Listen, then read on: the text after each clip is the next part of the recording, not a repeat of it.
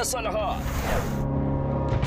Sa Pulsa Dashcam, ang isang binatilyong biglang tumakbo sa gitna ng tulay na yan sa boundary ng Pasig at Makati. Hinabol nito ang isang van, sabay dukot sa bintana. Nang mapitik ang target na gadget, kumaripas palayo ang lalaki. Ang buong detalye sa krimen na yan, maya-maya lang dito sa Frontline Pilipinas Weekend. Magandang hapon, Pilipinas. Kasamang buong puwersa ng News 5. Ito ang Frontline Pilipinas Weekend. Lalaki sa Caloocan, chinap-chap. Ang binti ng biktima itinago pa sa cooler. Sa Pulsa Video, jeep sumalpok sa kasalubong na truck sa Antipolo. Habang sa Quezon, driver nadaganan ng minamaneho niyang dump truck patay. Pope Francis nananatiling kritikal ang kondisyon. Dasal para sa Santo Papa, idinaraos sa iba't ibang panig ng mundo, kabilang narito sa Pinas. Dating Pangulong Rodrigo Duterte, may panibagong tirada laban kay Pangulong Bongbong Marcos. Malacanang pumalag. Training ng isang champion powerlifter, ikinabali ng kanyang leeg matapos madaganan ng barbell. At Pinoy fans, game na nakipagbasaan sa mga K-pop stars sa Waterbomb Festival.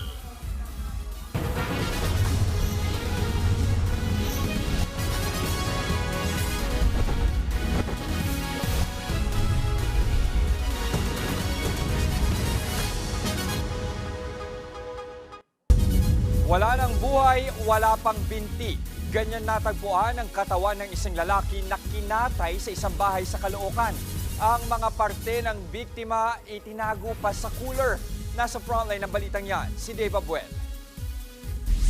Karumal-dumal na krimen ang inabutan ng mga investigador sa loob ng bahay na yan sa Bagong Silang, Caloocan nitong Biyernes. Duguan na natagpuan ng 37 anyos na si Michael Dolina. Pero ang kanyang mga labi, wala ng binti. Nang halugugin ng pulis ang bahay, sa loob ng cooler natagpuan ang isang bahagi ng biktima. Sa tansya ng pulis, nasa 3 araw ng patay ang biktima na kinilala rin bilang Alison Harper Salani. Almost nasa decomposition stage na. May napansin po ang soko natin na istabon sa likod at may laceration sa leeg. Hindi kalayuan ng tirahan ng biktima sa bahay kung saan siya natagpuang patay. Nakita pa siya sa kuha ng CCTV na mag-isang papunta sa lugar nitong Martes. Pero palaisipan pa sa otoridad kung anong dahilan ng pagpunta niya roon. Base sa investigasyon, posible raw na 2 hanggang 3 tao ang nasa likod ng krimen. Kabilang ang lalaking tattoo artist na nakatira sa bahay. Magkaano-ano po yung mga person of interest po natin at saka yung ating victim? Ayan po ang ini-establish namin yung relationship between the status of person of interest and the victim po. Nagtatrabaho sa ibang lugar daw noon ang ina ng isa sa mga person of interest nang sabihan siya ng mga kapitbahay sa masangsang na amoy mula sa bahay. Yung anak ko po nakatira dyan po. Mabait yun. Hindi ko ini-expect na kaya yung gawin na ganun kakrimin na kilabot. Mensahe niya sa anak. Kung nasaan ka man ngayon, parang awa mo na, sumuko ka na. Hustisya ang hiling ng mga kaanak sa karumal-dumal na sinapit ng biktima. Mahirap tanggapin na ginawa nilang baboy yung kapatid namin, sir. Sana po, sumuko na lang po sila. Kasi hindi naman po sila patutulugin ng konsensya nila niyan, sir. Patuloy pa ang paghahanap ng mga otoridad sa mga nasa likod ng pagpatay na maharap sa kasong murder. Nagbabalita mula sa Frontline, Dave Abuel, News 5. 3 ang sugatan matapos araruin ng isang mini truck ang 2 sasakyan sa Quezon City. Ang driver ng truck nakaidlip umano habang nagmamaneho. Nasa frontline ng balitang yan si Gio Robles. Sa CCTV footage na ito nakuha sa bahagi ng Camyas Road sa Quezon City kahapon, makikita ang isang puting sasakyan na nakahinto at nag-aabang na lumiko. Maya-maya lang, biglang sumulpot ang isang humaharurot na elf truck at sinalpok ang sasakyan. Sa tindi ng impact, dumiretso sa sidewalk ang sasakyang binangga. Nagtuloy-tuloy naman ang elf truck hanggang huminto ito sa kabilang lane ng kalsada. Hindi na nakunan sa CCTV pero una raw na bangga ng elf truck ang isa pang gray na sasakyan. Ayon sa mga otoridad, nagtamo ng minor injuries ang mga driver ng mga sasakyang sangkot. Nung tinignan po namin yung driver ng Vios saka yung Wigo, Both naman sir is conscious naman sila, parehas naman po silang conscious. Ganun din po sa driver po ng ELF po natin sir. Lubha namang napuruhan ang harapan ng mga sasakyan. Nakaidlip daw ang driver ng ELF truck kaya nabangga niya ang dalawang sasakyan. Sabi po ng driver sir, nakaidlip po daw sir. Dahil po sa puyat, pagod po sa trabaho. Tumanggi nang magbigay ng pahayag ang driver ng ELF truck. Nagbabalita mula sa frontline. Gio Robles, News 5.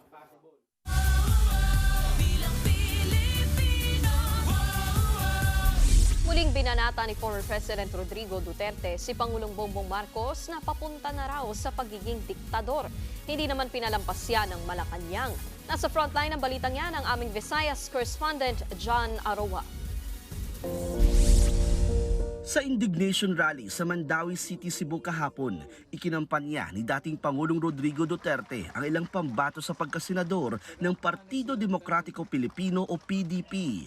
Kabilang dyan sina former Presidential Executive Secretary Attorney Vic Rodriguez, Congressman Rodante Marcoleta at Attorney Jimmy Bondoc. Sa kanyang speech, muling pinuna ni Duterte ang Administrasyong Marcos dahil sa mahal na mga bilihin, gaya ng ipinangako ni PBBM, 20 pesos kada kilong bigas na hindi pa rin daw nasusolusyonan. Pati ang pagtaas daw ng kriminalidad, sinita rin niya. Muli naman siyang bumira tungkol sa kinakaharap na impeachment case ng kanyang anak na si Vice President Sara. Mudaog nining kadaghana nila ikaduhang rason og ngano ang boto nila sa Senado kritikal tungod si Inday. Ilang ang gustong tangtangon si Inday. Pamulitika ba? Matatanda ang naghain ng petisyon sa Korte Suprema si VP Sara para pigilan ang gagawing impeachment trial sa kanya ng Senado. Isa si Digong sa kanyang mga abogado sa impeachment case. Muli ring nagbitiw ng mga maaanghang na salita ang dating Pangulo laban kay PBBM na wala umanong pinagkaiba sa kanyang yumaong ama. Mr. Marcos is veering towards a dictatorship. Mupusta ko sa inyo, dili na manaog pagkahuman sa iyang termino.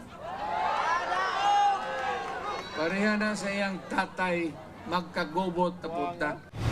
Naglabas naman ng pahayag ang Malacanang. Ayon kay Executive Secretary Lucas Bersamin, walang basihan at katawa-tawa raw ang mga pahayag ng dating Pangulo na anye prone sa pagsisinungaling at pag-iimbento. Isa na naman daw itong pambubudol mula sa anilay one-man fake news factory. Nagbabalita mula sa frontline, John Arua, News 5 Visayas. Iniimbestigahan na ng COMELEC ang umano'y insidente ng vote buying sa Benguet. Pero ayon sa komisyon, kulang pa ang ebidensya kung totoo man ang paglabag ng sangkot umano na party list. Nasa frontline ng balitang yan, Simon Galvez.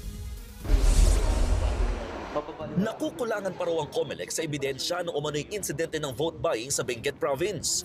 Ito ay kahit pa nag-viral online ng mga larawan na pinamigay umanong membership ID na may tigi 100 piso. Kita rito ang logo at pangalan ng party list group na umano'y namigay niyan. Hindi po mag-stand yun. Wala pong basis, walang kwenta po yun. Sapagkat napakadali maglagay ng isang pinrint na card, lagyan mo ng 300 piso at sabihin mo ito ay sa party list na yan. So unfair naman po doon sa party list na yon. Ayon sa komisyon, mas mainam daw sana kung may larawan ng mismong pamimigay ng pera o may maghahain ng affidavit na sila nga ay nakatanggap nito. Nauna nang binanggit ng COMELEC na agad na nilang ituturing na vote buying ang mga magreklamo kaugnay nito. Pero paglilinaw ng poll body, Paano kung gawa-gawa lang yon nung mismo mga kalaban niya? Para labang palabasin na kunyari namimili siya ng boto. Sinasabi natin meron kaming presumption. Pero wag naman sana yung presumption lang na napaka-shaky o napaka-lambot ng pinagpapatungan nito o pundasyon. Mismong si COMELEC Chairman George Garcia ang pumunta sa Benguet para malaman ang ibang detalye sa umano'y vote buying.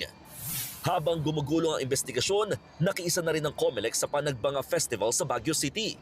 Bahagi rin daw ito ng kanilang voter education campaign sa nalalapit na Bilang Pilipino 2025. Binabantayan nila rito kung may mga lalampas sa tamang sukat ng campaign posters sa mga pampublikong lugar.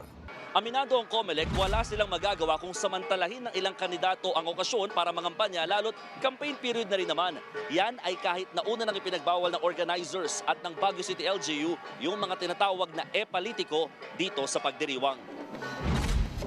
Nagbabalita mula sa Frontline, Mon Gualvez, News 5. Nananatiling kritikal ang lagay ni Pope Francis matapos makaranas ng asthma-like respiratory crisis ayon sa Vatican.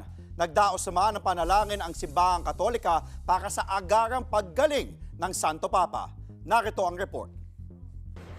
Nagtipon ang mga pari, madre at ilan pang alagad ng simbahang Katolika sa labas ng Rome's Gemelli Hospital sa Italia. Sa ospital na ito nananatili at ginagamot si Pope Francis para sa kanyang double pneumonia. Nitong Sabado, naglabas ng pahayag ang Vatican na nanatiling kritikal ang kondisyon ng Santo Papa.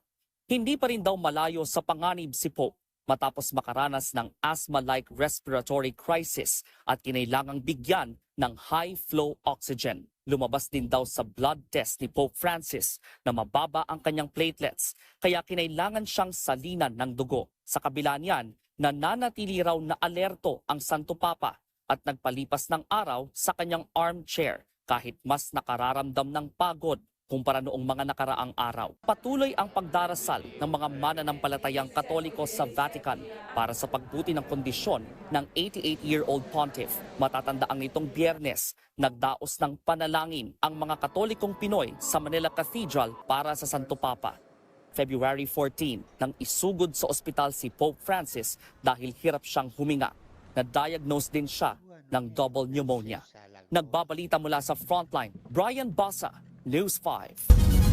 Sa gitna ng pagtaas ng kaso ng dengue, magsasagawa ang Department of Health ng malawakang paglilinis sa mga pinamumugaran ng lamok bukas. Sa kampanyang Alas 4 kontra Mosquito, magsasagawa ng search and destroy operation ng mga otoridad sa iba't ibang lugar. Simula yan alas 4 ng hapon kung kailan sinasabing mas aktibo ang mga lamok. Hinikayat na makiisa rito ang lahat ng ahensya ng gobyerno. Dito lamang Enero hanggang February 15, umabot na sa halos 44,000 ang dengue cases sa bansa. 56% na mas mataas yan kumpara sa parehong panahon noong 2024. Patuloy ang pag-aalboroto ng Bulkang Canlaon sa Negros Island.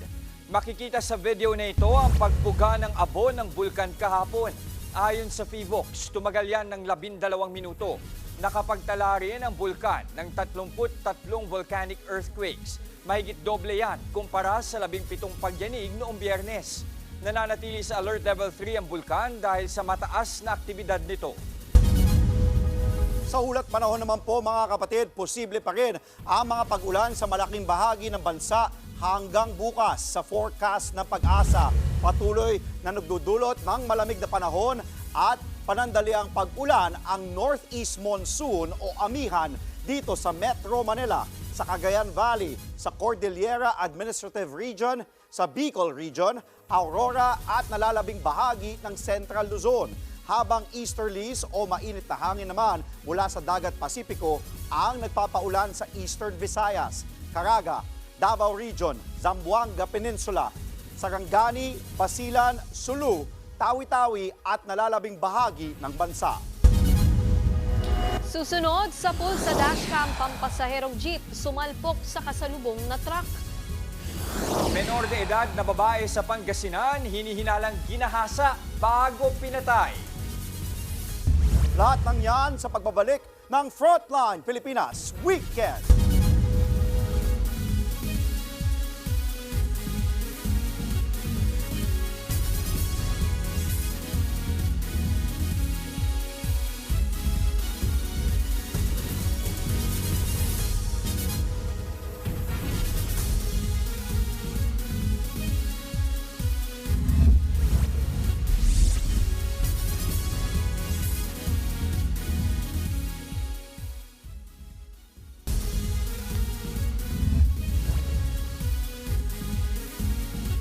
Pasintabi po sa susunod naming ibabalita.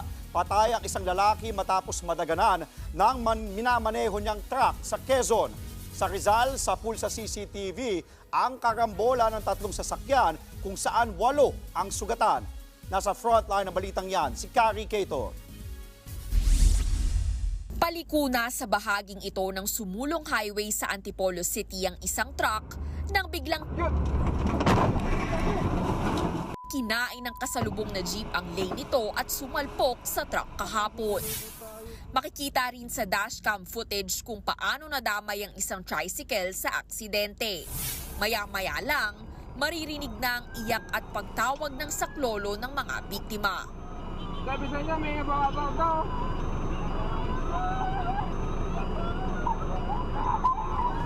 Sugatan ang driver ng jeep, 4 na pasahero nito at maging ang driver at 2 pasahero ng tricycle. Agad namang dinala sa ospital ang mga biktima. Sa Real, Quezon, nagkalat sa kalsada ang mga bahagi ng katawan ng driver ng isang dump truck. Tumagilid ang minamaneho niyang truck na may kargang buhangin at graba kahapon. Bago pa man mangyari yan, agad na nakatalon sa kanang bahagi ang 2 niyang kasama habang sa kaliwa naman tumalon ang driver kung saan nadaganan siya ng truck. Tapos tumalon, dapat hindi na lang pala sa tumalon. Patay ang hindi pinangalan ng driver at nagtamo ng minor injuries ang 2 niyang kasama. Basag naman ang ulo ng motoristang ito matapos ang isang aksidente sa National Road sa Morong, Rizal kanina. Isa siya sa 3 patay sa banggaan ng 2 motorsiklo. Ayon sa mga otoridad, nasa magkabilang linya ang 2 motor nang mag-overtake ang mga ito at nagkasalpukan sa gitna ng kalsada. Dead on arrival sa ospital ang driver ng isang motorsiklo habang ginagamot pa ang isa. Patay rin sa aksidente ang mga sakay ng parehong motorsiklo. Nagbabalita mula sa Frontline, Caricator, News 5. Patay sa pamamaril ang isang lalaki sa Leyte. Maglilibing lang daw sana ng aso ang biktima nang bigla na lang barilin sa ulo. Yan at iba pa sa Frontline Report ni Dave Abuel. Duguan at wala ng buhay ang lalaking ito nang datna ng mga pulis sa Maasin, Southern Leyte noong February 18 ng gabi. Binaril sa ulo ang biktima ng isang construction worker. Ayon sa pulisya, may kasama ang biktima nang mangyari ang pamamaril. Papunta sila sa gym. Naglalakad sila kasama yung former barangay captain. Sinundan sila ng suspect. Maglilibing supposedly sila ng aso. Sa gitna raw ng maliit na tulay, binaril ang biktima. Kwento ng dating barangay captain, tumakas agad ang suspect sakay ng kanyang motor. Ayon sa pulisya, maraming posibleng motibo sa krimen. Dati na raw nasangkot ang biktima sa iligal na droga at pagdala ng mga deadly weapon. Patuloy ang investigasyon ng pulis habang tinutugis ang suspect. Sa Bayambang, Pangasinan, walang saplot at patay na ng matagpuan ang 16 anyos na babae Huwebes ng madaling araw. Kinilalang biktimang si Jasmine Valdez Barberan. Sa atin pong naging initial investigation ay naisad po na umalis po ang atin pong biktima sa kanila pong bahay noong February 18 at hindi na raw po bumalik. Posibleng ginahasa umano ang biktima sa kapinalo ng kahoy. Naka-schedule na po ito para sa post-mortem examination. Nang sa gayon po ay makita po talaga kung nag-aasa nga po ang ating pong biktima. Arestado ang 3 lalaki. Kapag napatunayang hinalay ang biktima, mahaharap ang mga suspect sa reklamong rape with homicide. Sugatan ng babaeng ito matapos tagain sa Barangay Tuba sa Haro, Leyte noong nakaraang linggo. Nasa loob lang daw ng bahay ang biktima nang biglang tagain ng suspect na si alias Rami. Ayon sa pulisya, nagkamali ng tinaga ang suspect. Ang tiyahin daw talaga ng suspect ang target nito. Naaresto ang suspect sa hot pursuit operation. Nakumpiska rin ang ginamit niyang itak. Nahaharap siya sa kasong frustrated homicide. Nagbabalita mula sa Frontline, Dave Abuel, News 5. Arestado ang 2 dayuhan sa magkakahiwalay na operasyon ng Bureau of Immigration. Sa Bacoor, Cavite, isang Chinese ang nabistong nagpapanggap umanong Pilipino. Kinilala ang Chinese na si Li Jiafu. Gumagamit din daw si Li ng Filipino name na Li Charlie Sevilla. Ayon sa BI, bukod sa Philippine passport, may Chinese passport din ang dayuhan. Sa Makati City, isa namang undocumented Malaysian national ang nahuli ng mga otoridad. Ayon sa mga pulis, bukod sa overstaying, sangkot din daw ang Malaysian sa money laundering gamit ang e-wallet platforms. Nasa kustudiya na ng Camp Bagong Diwa sa Taguig ang 2 dayuhan bago sila ipa-deport. Halos 1 milyong pisong halaga ng ilegal na droga ang nasabat sa kabi-kabilang operasyon sa bansa. Sa Dasmariñas, Cavite, halos 500 gramo ng marijuana ang nasamsam sa naarestong high-value suspect. Higit 800,000 pesos ang halaga niyan. Sa Nueva Ecija naman, nakumpiska sa isang van driver at isang caregiver ang 100 pakete ng hinihinalang shabu. Nakuha rin sa kanila ang marked money at isang cellphone. Timbog naman sa Buhi, Camarines Sur ang 33 anyos na babae na tulak umano ng ilegal na droga. Nakuha sa kanya ang 25 grams ng hinihinalang shabu na nasa 170,000 pesos ang halaga. Isa ring lalaki sa bayan ng Pili ang nahulihan ng 55 gramo ng shabu. Nakakulong na ang mga naarestong sospek. Inirekomenda ng Presidential Anti-Organized Crime Commission o PAOC ang direct flights para sa mga ipadedeport na POGO worker. Pabalik-balik lang daw kasi sa bansa ang mga yan kapag sumasakay sa connecting flights. Nasa frontline ng balitang yan, si Gio Robles. Halos 2 buwan matapos ang palugit ng gobyerno laban sa ilegal na operasyon ng Philippine Offshore Gaming Operators o POGO sa bansa, marami pa ring nahuhuli ang otoridad na lumipat lang ng mga establishmento. Ayon kay Presidential Anti-Organized Crime Commission spokesperson Winston Casio, pabalik-balik lang daw sa bansa ang mga nahuhuling Chinese kahit ipadeport. Kaya ang suhestyon ng PAOC, ipadeport sa pamamagitan ng direct flights ang mahuhuling Chinese nationals at pagbawalan silang makaalis kung sa connecting flight sila sasampa. Yan ay para raw masigurong hindi na makakabalik pa ang mga ito sa bansa. Ibang mga Chinese matatalino, kukuha ng ticket for deportation, Manila, Kuala Lumpur, Kaohsiung, Manila, Macau, Shanghai. Pagdating ng Macau, pagdating ng Kuala Lumpur, hindi na pumapasok doon sa connecting flight pauwi ng China. Bakit direct flight ang gusto namin? Pagdating nila sa China, pag-apak nila doon, nag-aantay yung Chinese police. Pinag-iingat din ng PAOC ang mga bumibili ng gamit mula sa mga POGO, gaya na lamang ng mga sasakyan ng mga nahuling Chinese. Huwag po tayo masyadong magtitiwala. Nakikita natin sa Facebook, sa marketplace, napakamura. Because at the end of the day, baka yung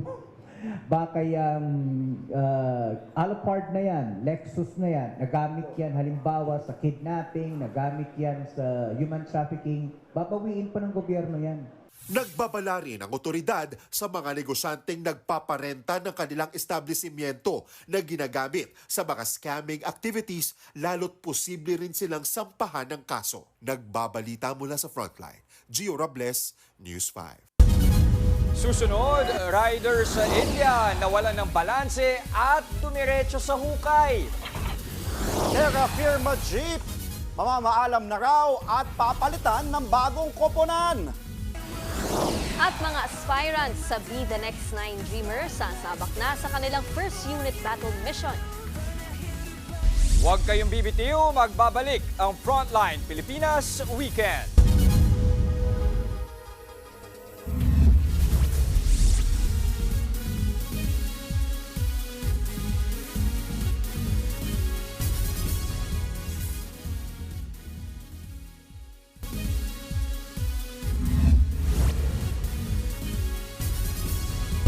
Pinag-iingat ngayon ang mga motoristang dumadaan sa tulay na nasa pagitan ng Pasig at Makati. Nagdipana na raw kasi ang mga magnanakaw sa lugar. Kahapon nga, isa na namang tirador ang nakunan sa dashcam. Nasa frontline ng balitang yan, si Carrie Cator. Mag-aalas 4 kahapon nang makuna ng dashcam na ito ang isang insidente sa C5 Bridge, bandang Pasig at Makati. Banayad ang takbo ng mga sasakyan nang maispata ng isang binatilyo na nakatambay sa gilid ng tulay. Maya-maya pa, biglang kumaripas ng takbo ang lalaki. Tila walang pake sa ibang sasakyan sa daan, mahabol lang ang puting van na yan. Nang makakuha ng tiyempo, biglang dumukot sa bukas na bintana ang binatilyo sabay takbo palayo. Sa kuha ng dashcam, makikitang may hawak-hawak ng cellphone ang snatcher. Ayon sa mga pulis sa Pasig, walang nagreklamo tungkol sa snatching pero sinubukan daw nilang imbestigahan ang insidente. Nababahala naman ang mga lokal na opisyal sa mga ganitong krimen malapit sa tulay. Lalo na't karamihan daw ng mga snatcher sa lugar, mga menor de edad. Puro minor po talaga ang nahuhuli namin dyan, kaya pabalik-balik din siguro yung iba niya. Pero yung nasa video niyan, bago yan. Sa bahagi ng Pasig City, bantay sarado na raw nila ang lugar. Pero humihiling sila ng mas aktibong partisipasyon sa mga kahating lungsod para maiwasan ang mga parehong insidente. Nagbabalita mula sa Frontline, Caricator, News 5.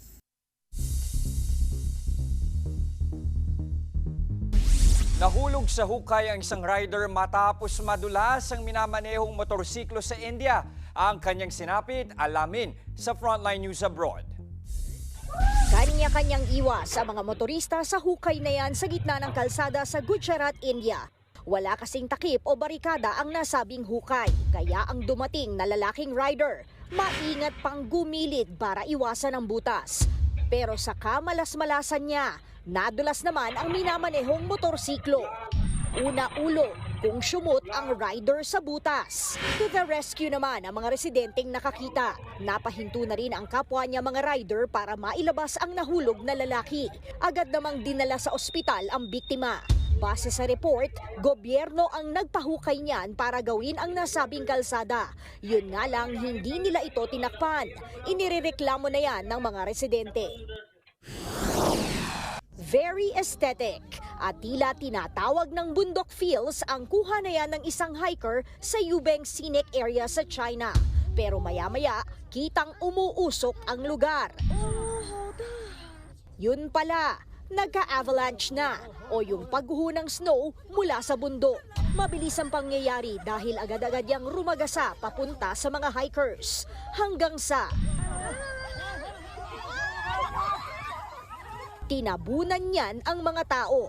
Agad namang sumilong sa tent ang mga hikers. Pero kita ang katakot-takot na pagbalot ng snow sa buong lugar. Ayon sa pamunuan, nagkataong heavy winter kaya nagkaroon ng avalanche sa lugar. Wala namang nasaktan dyan. Nagbabalita mula sa Frontline, Laila Pangilinan, News 5.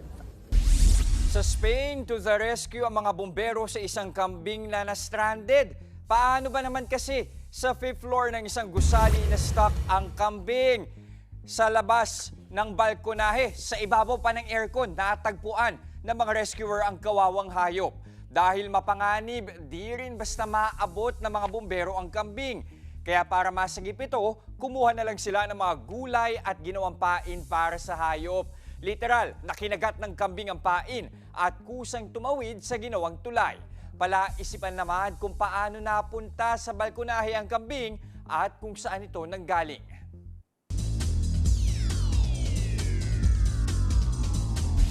Minanin ng Choco Mucho Flying Titans ang Cherry Tigo crossovers sa kanilang tapatan sa PBL All-Filipino Conference. 3 set lang ang kinailangan ng top-seeded Titans para talunin ang 5th seed. Ito na ang 6th straight win ng Choco Mucho. Umakyat sa 8 wins and 3 losses ang record ng Titans, habang ang Cherry Tigo naman 5-6 ang kanilang win-loss record. Samantala, dominante rin ang PLDT high-speed hitters laban sa Zeus Coffee Thunderbells. Easy 3 sets para sa PLDT sa pangunguna ni middle blocker Majoy Baron. Dahil sa panalo, nakuha ng hitters ang ika-4 na pwesto sa team standings. Sa PBA naman, mukhang bilang na ang araw ng Terra Firma Jeep. Ibinenta na kasi ng Jeep ang kanilang franchise sa Star Horse Shipping Line. Kinumpirma yan ni Terra Firma Governor Bobby Rosales sa isang interview niya sa The Philippine Star. Pero paglilinaw niya, kailangan pa ng approval ng PBA Board of Directors ang naturang sale. Kung maaprubahan, ang Philippine Cup na ang magiging huling conference ng Jeep sa PBA. 2020 nang ilipat sa Terra Firma ang franchise mula sa Colombian Autocar Corporation. Mula noon ay isa sila sa mga struggling teams ng PBA. Nito ngang nakaraang conference, tinapos nila ang Commissioner's Cup na may isa lang na panalo.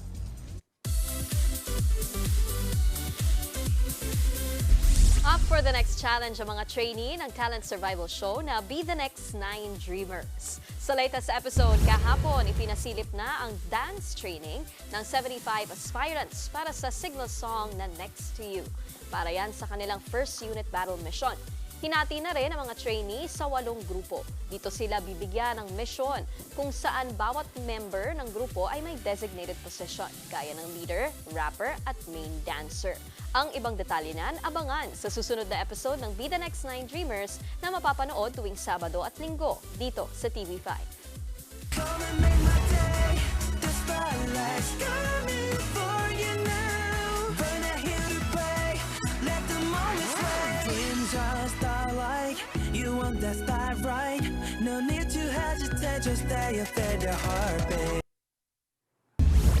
Feeling 22 and feeling luckiest girl daw ang singer-songwriter na si Olivia Rodrigo as she celebrates her birthday. Sa Instagram post ng Deja Vu hitmaker, grateful daw siya sa taong ito dahil sa love, friendship, music, and spaghetti na na-experience niya. Shinare rin ni Olivia ang snaps ng kanyang birthday celebration kung saan star-studded ang kanyang mga bisita. Kasama niya dyan sina Conan Gray, Iris Apatow, Laufey, and Madison Hu. Si Olivia ang nagpasikat ng mga kantang Good For You, Vampire, at Get Him Back. Susunod, champion powerlifter na dalagita. Nadaganan ng barbell sa leeg, patay. At silipin natin live ang makukulay na floral float sa Panagbanga Festival sa Baguio. Tuloy-tuloy ang balitaan sa Frontline Pilipinas Weekend.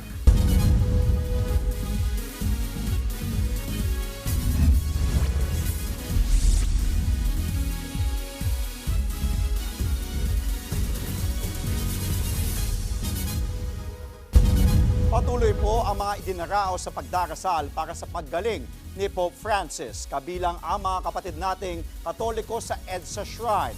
At live mula sa EDSA Shrine, nasa frontline ng balitang yan, si Brian Basa. Brian, marami ba ang nagpupunta dyan sa EDSA Shrine para manalangin para kay Pope Francis?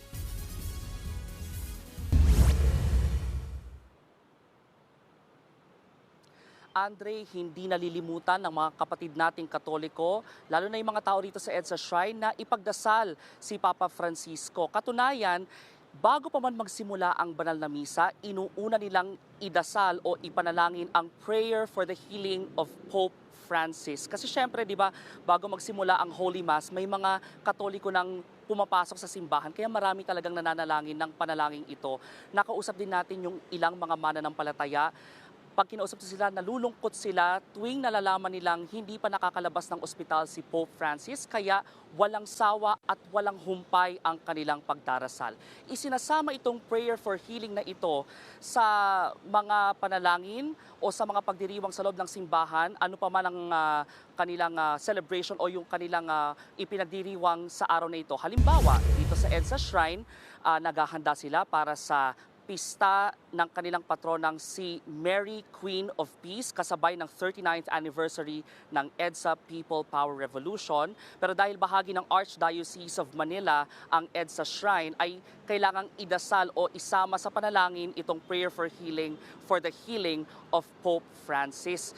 At sang-ayon din naman ito doon sa, o tugon ito doon sa panawagan ng Apostolic Nuncio o yung kinatawan ng Vatican sa Pilipinas na ipagdasal si Pope Francis na ngayon ay 9 na araw ng ospital. Ayon naman sa Vatican, tahimik ang ika-9 na gabi ng Santo Papa, nakapagpahinga ito matapos nga yung nauna nilang ulat na nasa critical pa rin itong lagay. Samantala, dito naman sa EDSA Shrine ay sa loob ng ilang minuto ay magsisimula na ang Novena Mass nila alas 6 ng gabi. Ang mamumuno rito ay si Cardinal Advincula or Jose Cardinal Advincula, Archbishop of Manila. At bagamat ang Novena Mass na ito ay para nga sa paghahanda sa kanilang fiesta, ay inaasahan nating may puwang pa rin si Papa Francisco sa banal na misang ito. Balik sa inyo. Live mula sa EDSA Shrine, maraming salamat, Brian Basa.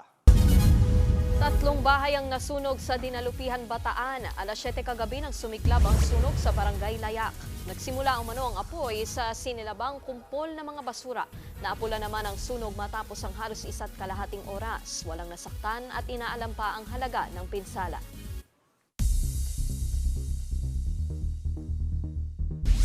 Pasintabi naman po para sa susunod naming ibabalita.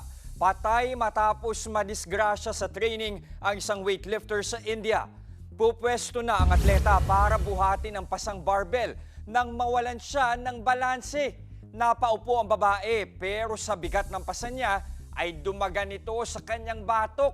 Bulagta agad ang weightlifter. Isinugod siya sa ospital kung saan idineklarang patay ang babae. Napag-alaman na ang atleta ay isa palang junior national champion powerlifter. Iniimbestiga na kung sino ang may pananagutan sa trahedya.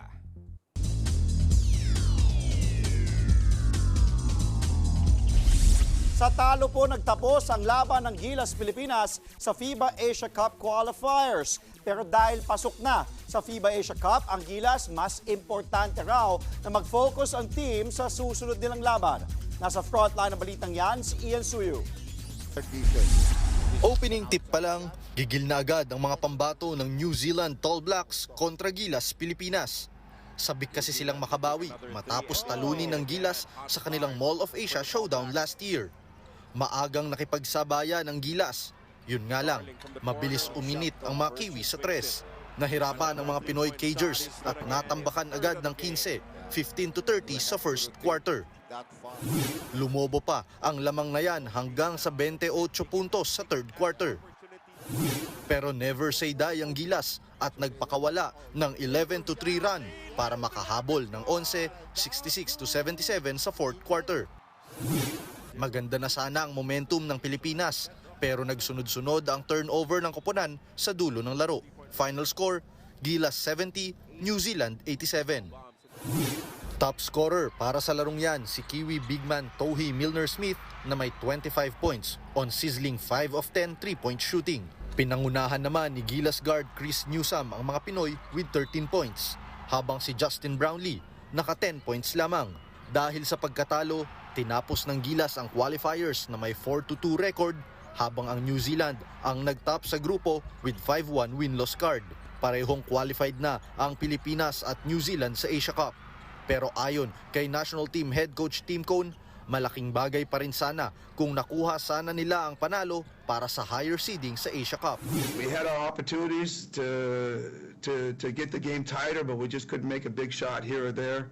This one was important for seeding, so we really wanted to get that seeding, but that's now going to go to New Zealand. We're going to have a tougher road through that cup. It's tough whenever you fall behind early in the game to try to claw your way back, especially on the road. They shot really well. Kahit bigo sa kanilang last 2 games, kailangan agad mag-move on ng Gilas, lalo't kailangan nilang pagtuunan ng pansin ang mas malaking hamon na sasalubong sa kanila sa FIBA Asia Cup na gaganapin sa Agosto. Sasalang sila sa torneyong yan na wala si bigman Kai Soto dahil sa tinamong injury. Nagbabalita mula sa frontline, Ian Suyu, News 5.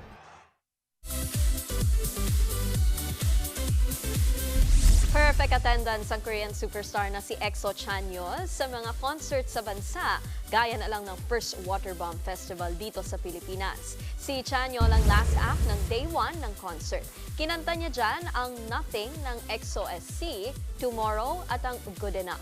Matatanda ang October last year lang nang magka-fan meet si Yoli sa bansa. Present din sa water bomb festival si Kim Jong-kook ng Running Man, si Lee Chae-yeon, Kwon Yoon-bi at si Mamamoo Hwasa. Ngayong araw ang Day 2 ng Water Festival kung saan makakasama dyan si GOT7 Bam Bam at ang rapper na si Jessie. Susunod, ilang BINI members fangirl mode sa concert ni South Korean singer Tae Yang.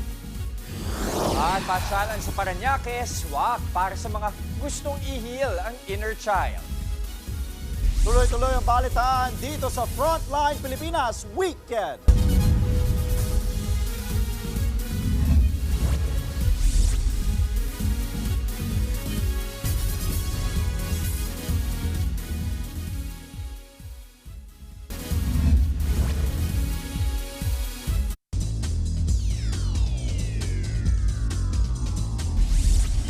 Puno ng first sa mga laro ng volleyball sa UAAP ngayong weekend. Kanina, nakakuha ng Ateneo Blue Eagles ang kanilang unang panalo matapos maisahan ang kapitbahay sa Katipunan ng UP Fighting Maroons na ginanap sa Mall of Asia Arena. 3 hard-fought sets ang ipinanalo ng Ateneo para makapasok sa wakas sa win column. Step up ang laro ni Sobe Buena nakakabalik lang mula sa injury. Extra effort nga raw ang kinailangan ng pupunan, lalo't ilang key members pa raw ang nagpapagaling. Kahapon naman, nanalo na rin ang rivals ng Ateneo na De La Salle Lady Archers kontra sa Adamson Lady Falcons. 3 sets inabot ang laro pero naging dikit ang laban hanggang sa huli. Standout ang laro ni Angel Canino na nakapagtala ng 15 points habang 16 points naman ang kinamada ni Alea Malalaunan. Nauna ng tinalo ng USC Golden Tigresses ang UE Lady Warriors para sa una nilang panalo this season. Inabot ng 4 sets ang laro. Nagsanib puwersa sina Reg Jurado at Angge Poyos na kumamada ng 43 points para sa Team Espanya.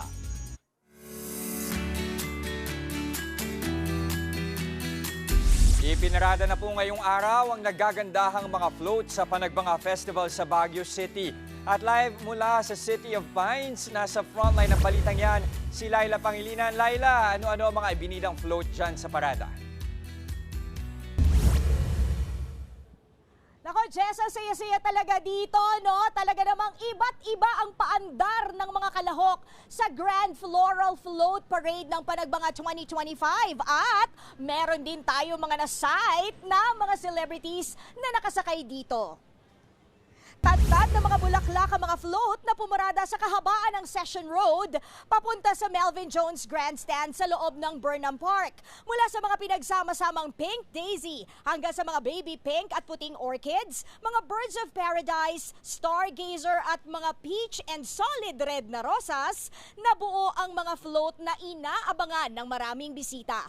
Iba't ibang size, hugis at disenyo rin ang isinowcase, kaya para sa florist na si Greg, ang day 2 ng Panagbanga highlight daw talaga ang kanyang inaabangan. May design na nakamotor. Meron din namang mga bulaklak na kinorte pa ulit sa isang bulaklak. Meron din mga giant na paru-paro at meron din namang korteng isda, sibuyas at strawberry na mga produkto ng Northern Luzon. Ang iba naman, nilevel up pa ang mga float. Ginamitan pa nila ito ng mga mekanismo para mas effect ang audience impact. Ang fried chicken ng kilalang fast food chain na ito, umuusok-usok pa na parang bagong prito. Pabuka-buka rin ang pakpak ng paru-paro sa float na ito habang ang kanilang burger umiikot-ikot pa. Nakisaya rin sa parada ang celebrities na nakasakay sa mga float gaya ni Lovie Poe na pretty in pink. Pahinga muna naman sa sinulog ang Cebuana Miss Universe 2019 na si Gazini Ganados dahil for the first time, dito raw muna siya sa Panagbanga 2025 makikisaya. Sa kabila niyan, Jess, no, ng mga kasiyahan, may ilan ding nahilo at nilapatan agad ng medical attention ng mga medics. Sa kabila nito, masaya naman ang pamunuan ng Panagbanga 2025 dahil sa success ng kanilang month-long na selebrasyon. Okay, Jess, etong sitwasyon dito, kanina mga bandang after lunch, napakang lakas ng ulan at katatapos-tapos nga lang nito. Kaya kung mapapansin niyo sa aking background, etong ating venue ay medyo maputik na rin. Pero tingnan mo naman, in spite of it all, putik lang yan. Tayo mga Pilipino tayo, Jess. Kaya tinan mo hanggang ngayon, ayan pinagkakaguluhan pa rin nila yung mga floats na napakaganda dito sa Melvin Jones Grandstand. So Wednesday, malalaman na natin kung sino ang mag-uuwi ng 700,000 pesos na grand prize para sa ating Grand Floral Float Parade. Yan muna ang pinaka-latest dito. PM nyo ko sa mga gusto nyong ipasalubong ko sa inyo. Balik sa inyo sa studio. Oh, ayan, hindi ka man mag-uwi ng papremyo. Ang mahalaga, uwian mo kami ng ube jam at strawberry jam. Maraming salamat, Laila Pangilinan. Okay, eto, Nikki Andre. I'm sure marami mga kapatid natin na Gen Z pumunta din dyan ng Baguio. Excited ba? Gusto ko nga Pero ito pa isang uso sa mga Gen Z. Ano? Yung konsepto ng healing your inner child. Talaga ba? Oo, uso sa aming mga Gen Z yan. Sa inyo ba? Matagal na natin ginagawa yun. Paano hinihilang inyong inner child? Ako ever since, toys, comic books, easy. Easy answer. Ako, feeling ko naman child ako forever Kaya... Never nawala? Never nawala. Ikaw, anong? Paano ba? Napaisip ako bigla Sa akin hindi mo nag-enjoy to si partner.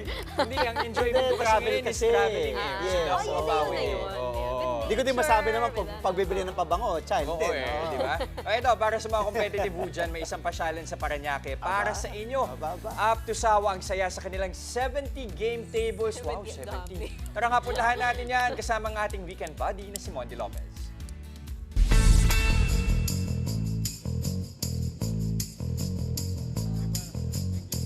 Dahil love month pa rin, syempre, first love pa rin natin ang gumala. At ngayon, dadalhin ko kayo sa isang pasyalan na siguradong kailangan ng matinding mindset. Isipin nyo, may lawak na 1,000 square meters ng punong saya, dala ng mahigit 70 game tables. Oh, di ba? The best puntaan ng outside the box, lalo na pag weekend kasi ma-enhance yung focus, mabuboost yung creativity natin. At magbaon ng strategy. Kung gusto nyo na maging competitive gaya ko, meron sila yung tinatawag na parang score sheet. Kita nyo naman. Game 1 to 25. Ang tagal nyo, parang buong isang linggo kayo nandito. Eto na, dalawang grupo ng magbabarkada ang maglalaban sa isa't isa. Ang Team Andre, hindi si Andre sa studio laban sa Team Paul. Ang unang team na maka 4 points, mananalo ng 5,000 pesos. Try lang.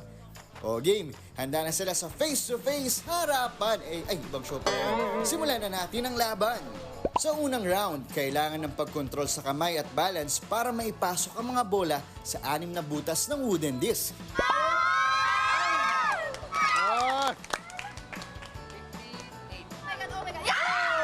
Very good. 41 seconds, so 1 point para sa Team Paul. Para sample ng sigaw nyo, ang lakas-lakas. Round 2, abutin ang tuktok saka i-release ang bola gamit ang strings at handle para makakuha ng high score. Tingnan natin kung yung lipstick ay makakapanalo. 20 points, tingnan mo natin yung kabilang team. Oh, seryoso.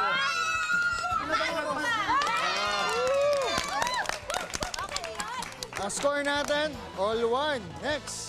Next round, paunahang mailipat ang mga Django drums sa kalaban gamit ang sticks pero dapat 2 table na maklear ng winning group. Para sa Game 3, ang 1 point para sa Team Paul. Sunod na paglalabanan, paunahang makapagpasampa ng 3 palaka sa wooden lift para sa additional 1 point. Yung ingay nila, akala mo 100,000 na pinagtatalunan. Game 5, pataasan ng wooden chips in 2 minutes. Pero this time, isa-isang chip lang ang paglapat. 40, 41, ilan kayo? Oh, nakahabol! At para sa final round, matinding balance na ang labanan para ang mga wooden block ay huwag magbaksakan. Itong game na to, final game natin, pero ang equivalent niya, 2 points na. So either kayo'y makahabol para tumaas yung energy nyo, o 2 points para ma-maintain yung taas. At yung, yung malakas sumigaw, bawin mo sigaw. Hoy! Ano ba, team? Ang nanalo ang Team Paul! Makipagtagisan ng galing kasama ang barkada at pamilya. Ang saya, di ba? Pagtalo, mawalang pikon, enjoy lang, laro lang, at sigaw lang ng Happy Weekend, mga kapatid! Monty Lopez, News 5. Paano ba yan? Talo yung Team Andre. Oo nga eh. Salamat, Monty. Wala naman pa premyo. Okay lang Oo yan. nga. At yan po ang mga impormasyong dapat ninyong malaman. Mga balita para sa may alam at may pakialam. Kami ang inyong makasangga sa Frontline Pilipinas Weekend.